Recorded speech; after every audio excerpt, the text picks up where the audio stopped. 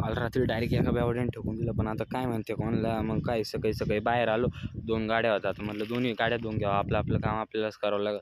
मग काय आलो पशी गाडीचं, आता काय गाडी उघडावं म्हटलं, अरे गाडीचं लॉकच उघडायचं विसरून गेलो. मग काय लॉक उघडलं, गाडीला चावी लावून द्यावं म्हणलं, गाडी चालू करून द्यावं, तोवर लोक पाणी तरी घेऊन येता येईल. मग काय गाडी लावली, चावी आणि दिला, क्लच दाबून दिली, गाडी चालू करून. मग काही गाडी चालू बिलू झाली. मग काय आलो परत गाडीच्या बाहेर, चला म्हणलं पाणी घेऊन तरी आता येईन, तोवर लोक दोन्ही गाड धुवायचे. मग काय आलो टाकीपाशी आलो, पण टाकीत पाणीच नाही आलं. मग काय लांबून आणून दोन्ही गाड्या धुतल्या. मग काय आता शाळेत जायचं होतं, शाळेचं आवरलं, शाळेत गेलो, परत शाळेतून घरी आलो. आयुष भाऊ आले, आयुष म्हणे चल म्हणे आपल्याला जायचं आहे म्हणे. त्याला विचारलं कुठं जायचं, पण तो काही सांगायलाच तयार नाही.